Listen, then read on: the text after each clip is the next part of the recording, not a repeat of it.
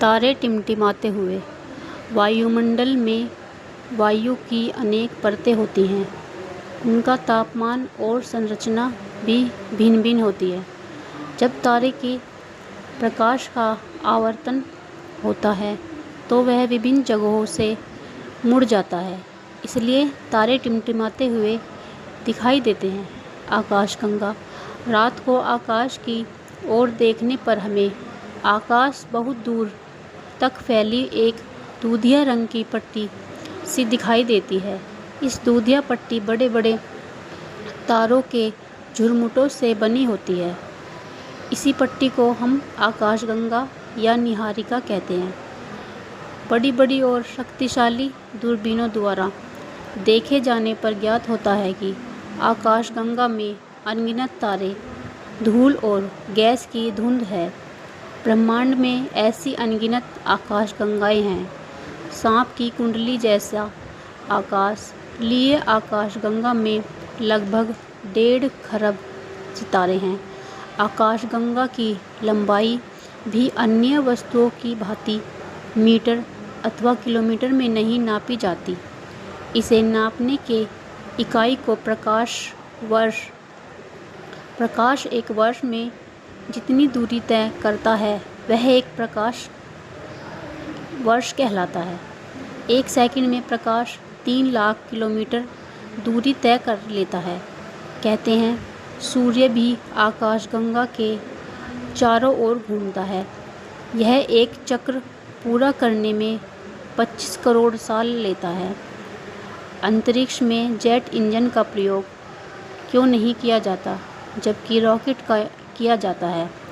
अंतरिक्ष में रॉकेट का प्रयोग इसलिए किया जाता है क्योंकि वे ईंधन को जलाने के लिए ऑक्सीजन ले जाते हैं, जबकि जेट इंजन अपने लिए ऑक्सीजन वायु से प्राप्त करते हैं, अतः वे अंतरिक्ष के लिए अनुपयुक्त होते हैं। रॉकेट द्वारा ले जाए जाने वाला ईंधन और ऑक्सीजन नोदक प्रोपेलेंट कहलाते हैं। आकाश का रंग नीला क्यों? हम अपने आकाश के नीलेपन को स्वीकार कर लेते हैं, लेकिन सौर प्रणाली में अन्य ग्रहों के आकाश किसी भी रंग के हो सकते हैं। यह सब किसी भी ग्रह के वायुमंडलीय घनत्व और उसके वायुमंडल में मिलने वाली गैसों पर निर्भर करता है।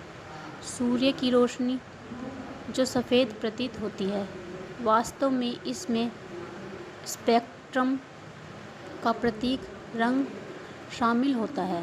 वॉयलेट बैंगनी, इंडिगो जामुनी, नीला, हरा, पीला, संतरी और लाल सभी रंगों की तरंगदैर्घ्य वेवलेंथ अलग अलग होती है। वॉयलेट और नीले रंग की तरंगदैर्घ्य सबसे कम होती है।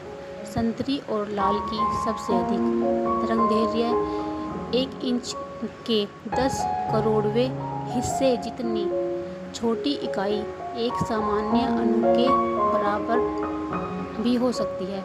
रंग की तरंगदैर्घ्य एक गैस के अणु आकार के जितने निकट होगी उतना ही ज़्यादा यह एक निश्चित वायुमंडल द्वारा चारों ओर उछलेगा या बिखरेगा, क्योंकि गैस के कण स्वयं सूर्य की रोशनी नहीं सोखते। हमारी वायु में नाइट्रोजन और ऑक्सीजन का एक मिश्रण है। उनके कण रोशनी नहीं सोखते हैं।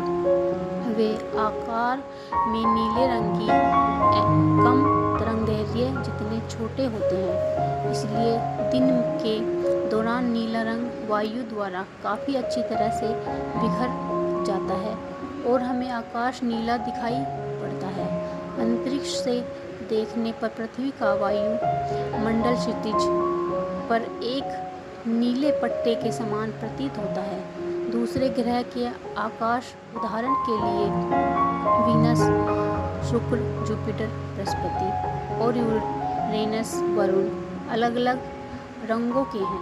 शुक्र का वायुमंडल कार्बन डाइऑक्साइड और सल्फर का बना हुआ है।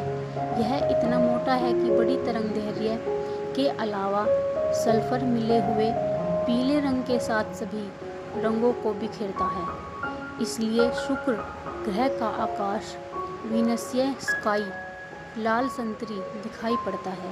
बृहस्पति का विशाल वायुमंडल इतना घना है कि सतह के आर पार कोई रोशनी नहीं गुजर सकती, इसलिए इसके